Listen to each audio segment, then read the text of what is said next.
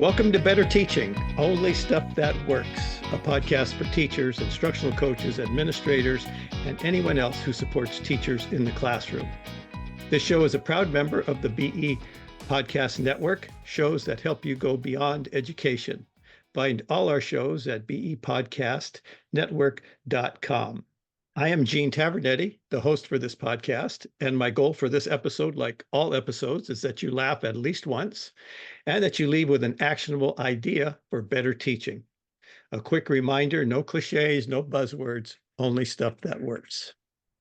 I'm so happy to have as my guest today, coming back for a second appearance, is Holly Korbey. I love to have Holly on, and I love to talk to her because she's the perfect combination of fun and a serious professional. So Holly Korbey is an education journalist and author focused on teaching and learning. Her work has appeared everywhere from the New York Times and the Washington Post to the 74, the Heckiner Report, and Edutopia. She writes a Substack for the science of learning called The Bell Ringer, where she dives into education research, talks to experts, and provides news about the growing science of learning movement in education. The Bell Ringer is published online twice weekly. Holly lives in Nashville, Tennessee with her family, and I'm so happy to have her with us today as she fills us in on what she's been doing in the past 6 months. Hi, Holly. Hi, Gene. Thanks for having me back. It was so exciting. Finally got to meet you in person at Research Ed in New York City. Wasn't that great? I loved meeting you, and I loved meeting a lot of people who I haven't met in person before. It's weird, isn't it? It's almost like you have met, but you haven't. It's like you have to hug to seal the deal. Okay, now it's real. Now I touched you and it's I real. know. I explained it to my family, like, no, these are my online friends. They were like, Mom, that's so weird. But Yeah, scary. So tell me about, was that your first Research Ed conference? yeah, yes, that was the very first one I got to attend. Okay, well, not only attend, you presented. So tell me about your whole experience of presenting and maybe other sessions that you visited and any takeaways.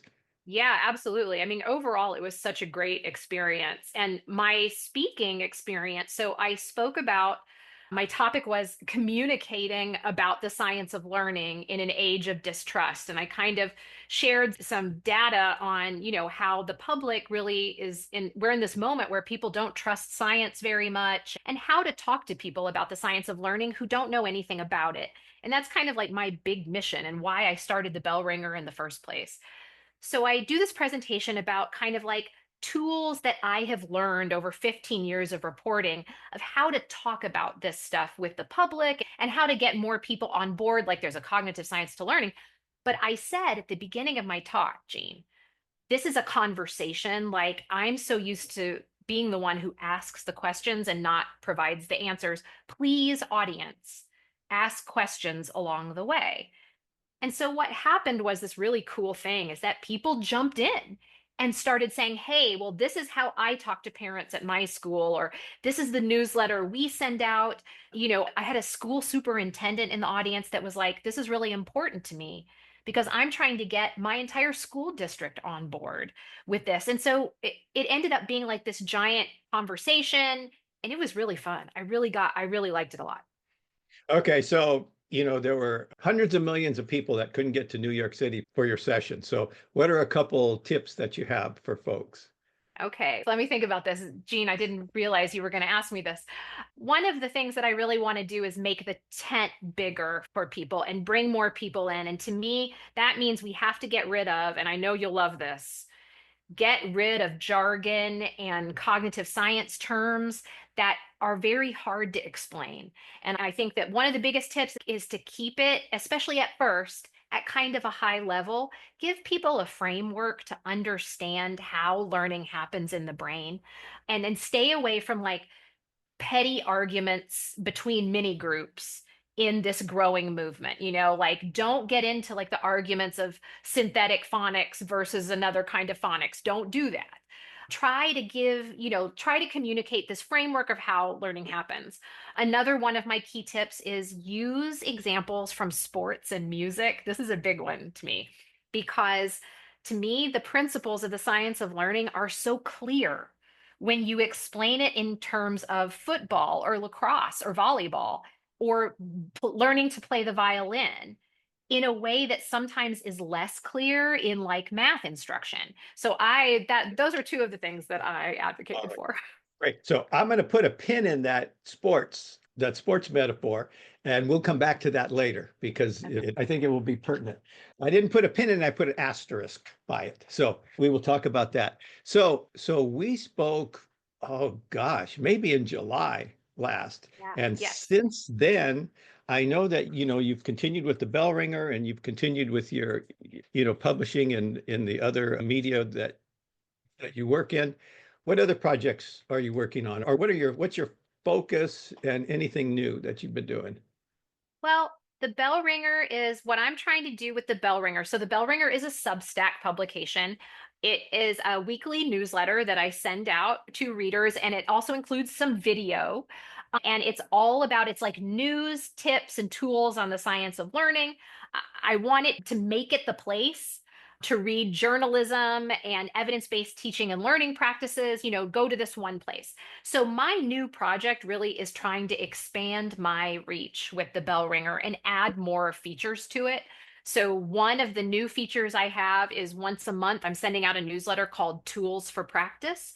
And that is kind of like a real teacher out in the wild that is using a science of learning or an evidence-based practice in their classroom and them explaining what that is and how to do it and the results they saw after they implemented it. So I found that is really interesting, and I'm really working on more tools for practice.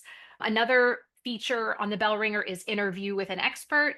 So this is a video and podcast. You can watch it or listen to it, where I interview experts in the field about critical topics in the science of learning. The one I just did with Amanda Vanderhayden was awesome, where she explained the scientific basis of the instructional hierarchy or the stages of learning and how we know these stages of learning work. It was super informative. So that's what I'm working on, is kind of like building up the Bell Ringer so it can be this one-stop shop for educators and parents and school leaders to come learn about some of this stuff. Last time we spoke, really wanted to focus on math. Is that still holding up? That's your focus? Yeah, I'm continuing to report on math. So actually a week or so ago, I launched a four-part series on the Bell Ringer. I called it Raising the Bar, what it takes to raise math achievement. I think that that, national math scores are tanking, and this is something that happened after COVID, but it's really been happening for a decade. And so I really wanted to take a look about, well, what can we do about this? What is the thing that we need to do to make math accessible for more kids? So, like the first story in the series was taking a look at whether states and districts are going to look at revamping math the way that we've done with reading, and a lot of teachers now are taking really deep, comprehensive training on how the brain learns to read and the best practices, the evidence-based practices on how to teach it. But have we done that for math? And when I went and looked around, the answer is no. I mean, we have not. There is no letters product or AIMS product, professional development for teachers to take this deep dive into how to teach math. But then I found this project. It's called the Kansas Math Project, and the state of Kansas has created their own training. So it's like a letters training for math, and they made it with their own teachers in mind, but it's like a deep dive, exactly what it is for reading, how the brain learns, what are the evidence-based practices to teach math. They've created all these YouTube videos showing discrete skills to teachers. It's really good. And the coolest part about the Kansas Math Project is it's free and available to everyone. So the YouTube channel, the instructional videos for teachers, it's all free. And they've made it open to everyone. So that has given me a little encouragement that maybe we're going to move in that direction in math, just like we have in reading. So, so you have a little encouragement. What had been discouraging to you? Like, why do you think it hasn't happened in the same way or at the same speed, which which is maybe that's not the right word, Right, whatever, right. This whatever is is, education after all. yeah, Yeah. yeah. So why do you think we don't, hasn't gone there yet? That is such a good question. And I think there are I have several theories. I don't have any data to support any of this, but I think that we are a nation of people who are math phobic. And it trickles down to even elementary school teachers. There's some really good surveys that elementary school teachers say they're afraid of doing math. They feel unprepared to teach math. And so I think we're not paying as much attention to it as literacy. I also think that the science of reading movement has turned everyone's attention towards reading, which of course we should do. That is very important. But there's less appetite for people, fewer people know what early math achievement can do for you. It's just like super predictive of your overall academic achievement, of your college readiness. It's predictive, they think, of how much money you can earn throughout your lifetime, is how good you are at elementary school math.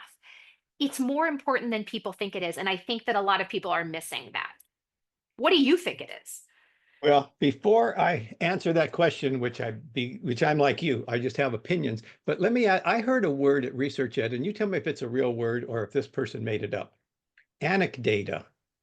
Oh, yeah. Oh, I like that. Yeah, I've said that before. I've said anecdata. Okay, all right. And that's what you were talking about, right? Right now, anecdata. So why do I think very much like you in a similar fashion, in that not only are people math phobic, but they are out in the world operating, day-to-day lives, everything's good. Oh, oh, I didn't need to know algebra, blah, blah, blah.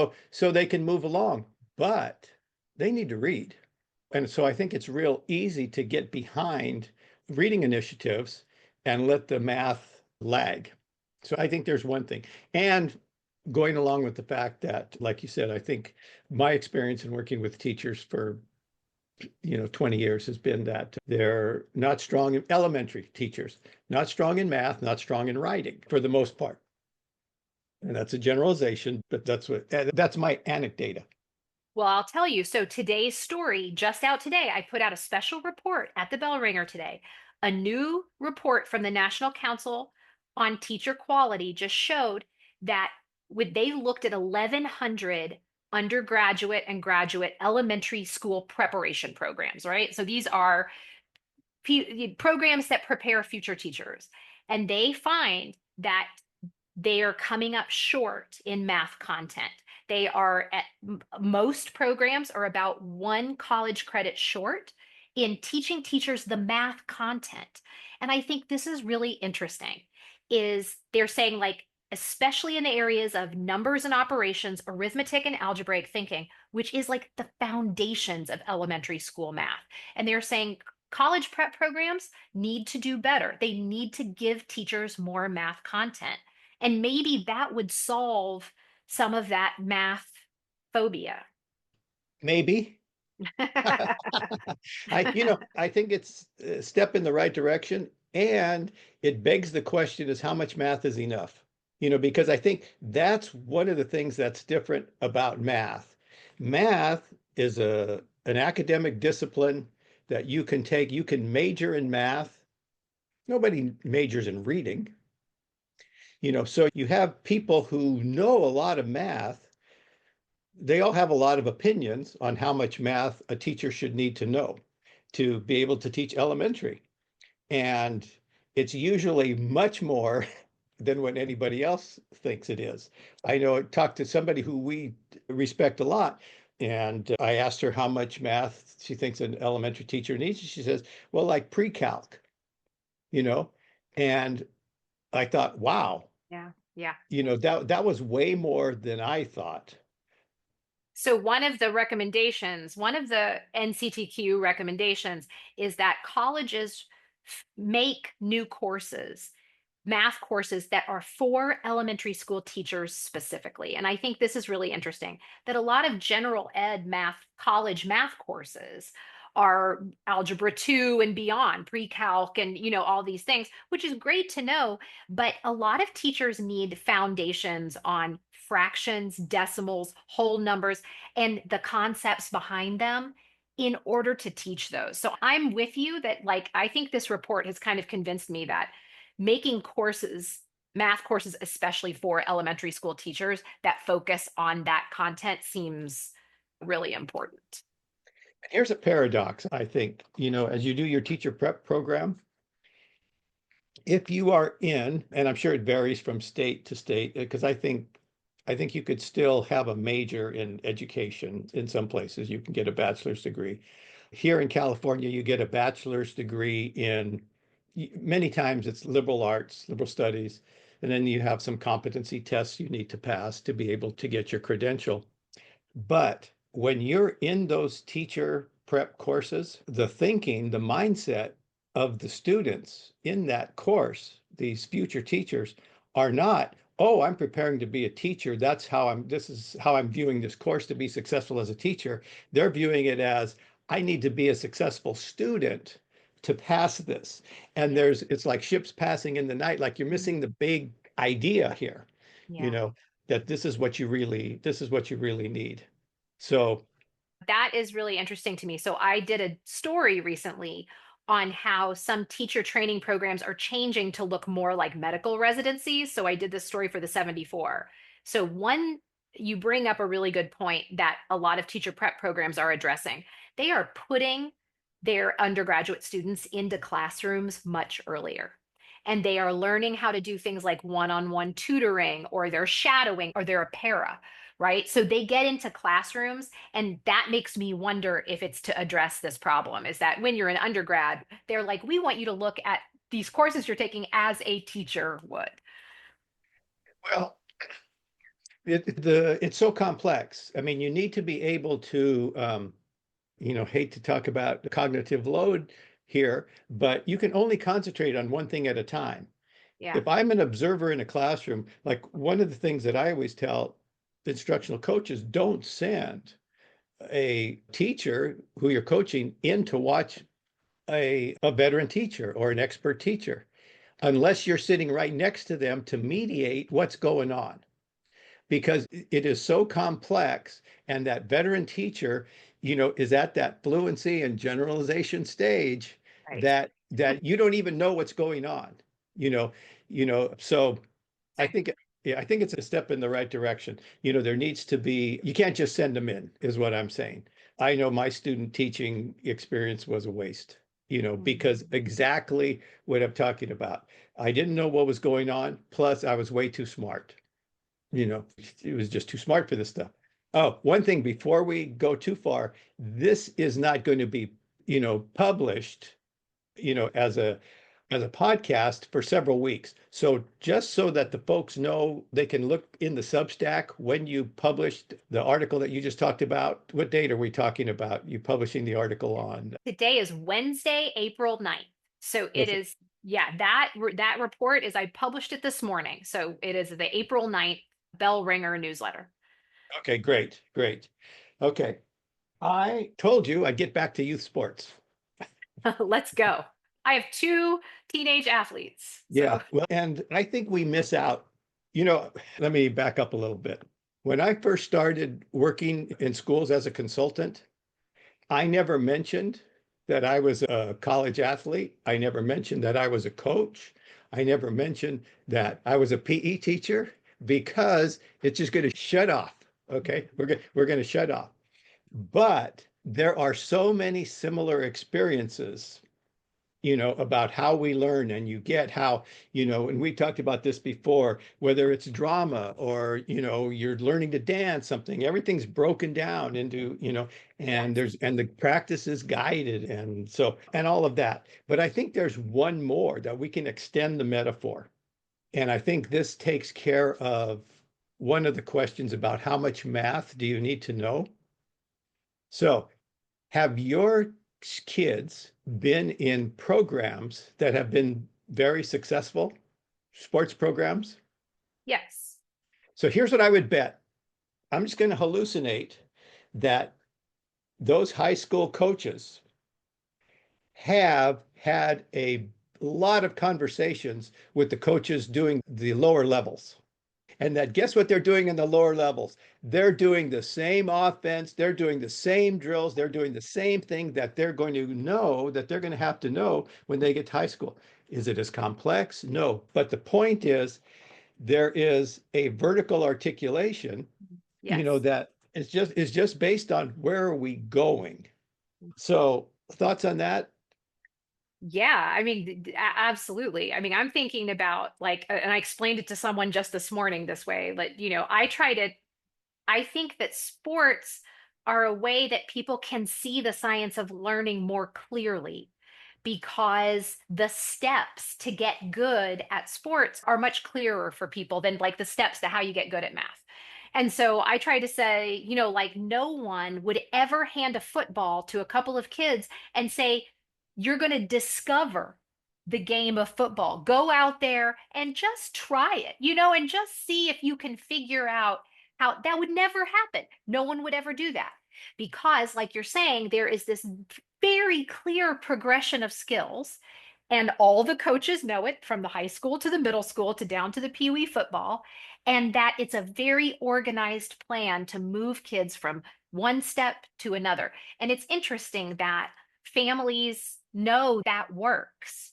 Just like so my oldest son didn't play sports that much. He played the violin and he was in the Tennessee Youth Orchestra. Same in music. Everyone understands that you don't walk in and play Beethoven. He started when he was 4 years old, playing Twinkle, Twinkle, Little Star, and that it's a skill development over time. And it's interesting to me that that it's clearer to see in those kinds of pursuits than like math or reading.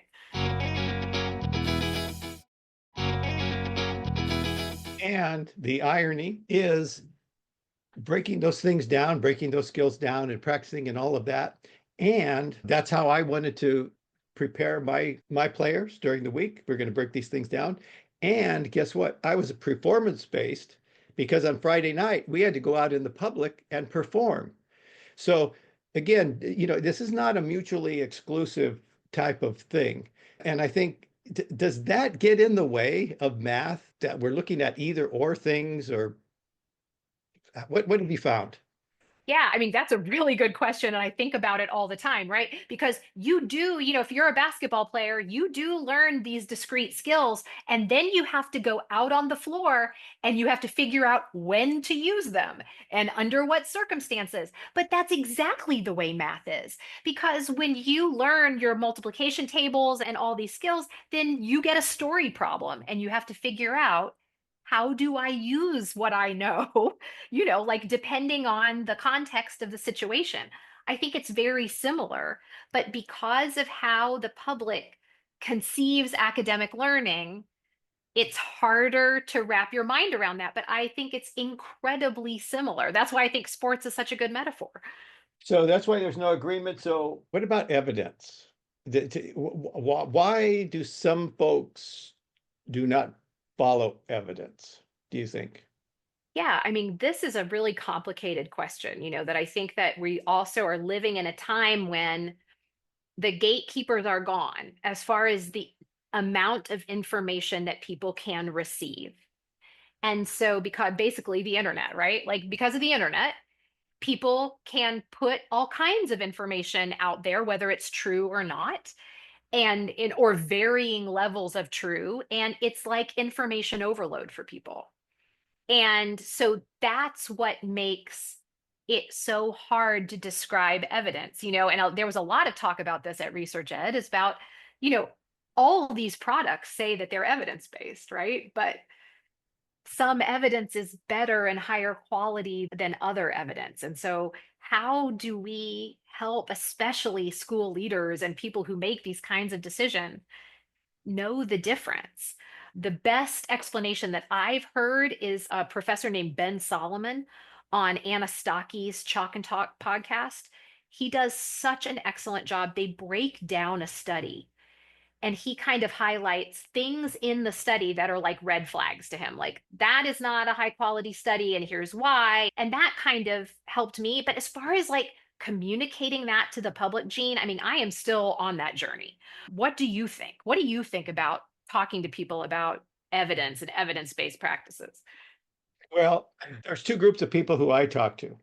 the one group that really is into research. Okay. Yeah. I'll take, well, just because it's a drinking game, you can, Zach, I'll talk to Zach, you know, and I'll ask him a question about, is there any research on such and such? You know, and he'll give me a name and he'll say, what, you want to know about the 2007 study or the 2013? I mean, this is just off the top of his head, you Right. know. And me, I'm not even interested in looking at the bibliography. I don't even want to see, you know, I just want to know Right. how this is going to impact teaching. Right. So I take people who I trust, okay, with the evidence.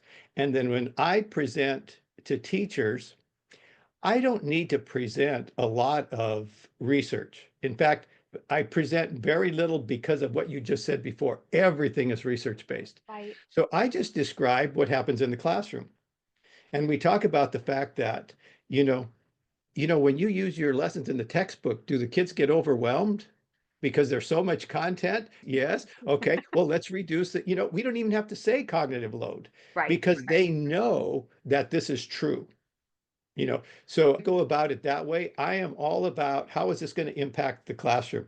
I remember one study is talking about, and there's been various studies, but about how, the physical activity, like kids need to stand up and move during lessons and that sort of thing, just to get the oxygen moving again. And one of the studies had what they had done is they had kids go out to the track and walk around the track.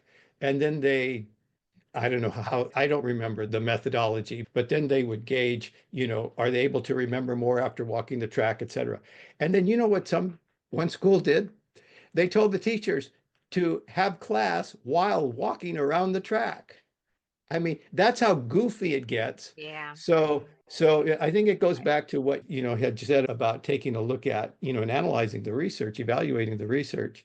But I just talk about common sense stuff that they realize that works. Another example is from Blake Harvard's book about the, what is it, attention contagion, or Right. Right. and that's very clear. I've been talking about that for years. I never had a word for it. But if you talk to secondary teachers, you will say, here's what happens. If you're providing too much content or you're talking too much, you'll hear a couple students, whispering, and then there'll be more students whispering, and then there's this crescendo, and the entire class is talking. Why? Because contagion plus too much, Right. too much content. So what I'm saying is teachers get it. You can describe how the research manifests and they get it. And we don't even have to talk about the research. So that was Uh, one of my tips actually in my talk. So that is something that I have found too. So I I did a story about an anonymous school leader. He doesn't want his name out there. He's in Michigan because his entire district, he's the only school in his district who's following cognitive science.